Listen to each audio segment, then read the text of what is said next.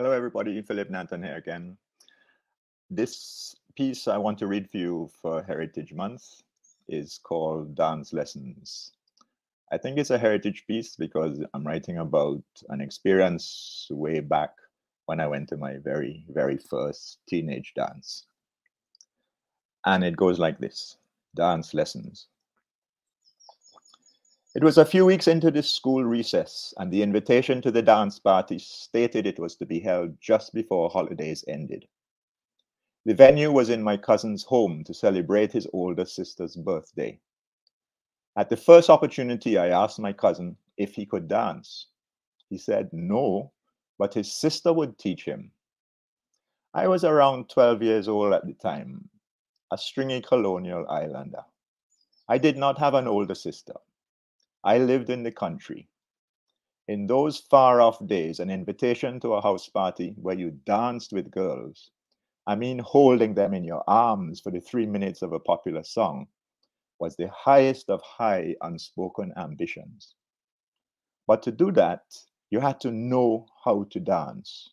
I mean, how to hold a partner, not too close, not too far away from you either. How to move in time with the beat of the music. How to pretend to be relaxed and not think about your feet. How to execute a turn without falling over your partner's feet. So much could go wrong, so much to learn, so little time. But why did I care? I cared because in my little island, it was what adults did. It was what older teenagers did. It was supposed to be enjoyable. It involved a lot of dressing up, which was exciting, and ultimately there would be nothing else to do that evening except stay at home and read again Dog-Eared Batman and Superman comics. The party was weeks away, and there was time enough to learn, to practice, to become proficient. My dad had a dance book, Teach Yourself Ballroom Dancing. Well, that might help. It explained that movement is the language and the body is the medium. It showed diagrams of shoes sometimes turned one way, then out to the side with arrows going the next. With no older sister to help me, I was on my own. There was just the radio, the book, and the broom for a partner, and me. Well, I was a shy, gangly boy. I practiced my dance steps in the quiet of my parents' bedroom because the family radio was located there. I moved around the room barefoot, wearing shorts and t-shirt.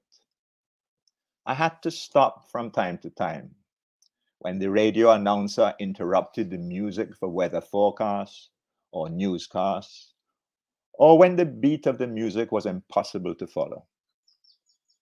As the day of the party came nearer, I practiced and practiced with the household broom. But a broom is not a girl. It has no feet to trip over. It is extremely thin and does not make conversation. Conversation is important. It shows that you are not anxious, that you have skills, that you can move your feet without looking down at them, and you can talk at the same time. As the date of the party grew even nearer, I became quite good with the broom. I could plod across the room with it. I could make remarks to the broom about what it was wearing and what others in the imaginary dance party were up to. Well, I haven't as yet mentioned Gina, the girl with whom I especially wanted to dance. Nearly as tall as me, with dark straight hair, she was a white Creole, popular in our class. She was sure to be going to the dance, so it was not any old dance I was going to. It was not only my first dance party, but she would be there, and that made it special. Though we had said no more than a few words to each other in school, I got it into my head that this would be my chance to shine with her. Eventually, the big day arrived. There were decisions to be made: long trousers or short, sandals or proper shoes that covered your feet, a pretty shirt or something plain. Anyway, it did not matter. The excitement was all. In the evening, my dad dropped me off at the house where the party was being held. It was already brightly lit with young people, but mostly older than I was, hanging out on the front veranda. They looked me over as I walked up to the entrance. I held a small present in my hand and gave it to someone as soon as I could.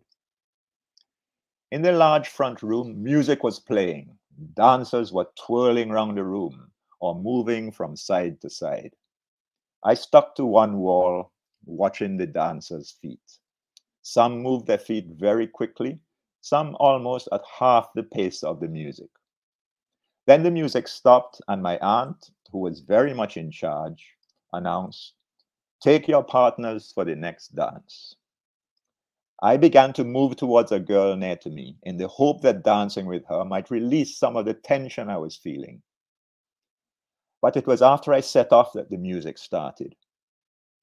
I did not recognize the music.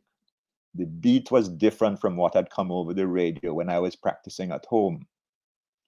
So I kept on walking. Then I circled back to the original spot where I had been standing. Where was Gina? I was not sure. What if she had not come?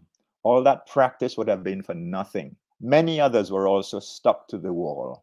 So my aunt shouted encouragement for everybody to get on the floor. She started to call the names of boys and girls to encourage them. A few obliged. I retreated to the veranda where the music was quieter. The idea of dancing with the girl of my dreams was becoming more and more a distant prospect. But it seemed that too many of the guests had retreated to the veranda also. The music stopped suddenly. My aunt came out and half cajoled, half ordered everybody back into the large living room. Once we were all inside, she announced that we all had to find a partner. She brought out a broom from the corner of the room and announced, "We are now having a broom dance." One boy was given it to dance with, and he could give it to another boy, and then he would get to dance with the girl who was abandoned for the broom. This was more like it. Things were looking up. Broom, opportunity, Gina, girl of my dreams.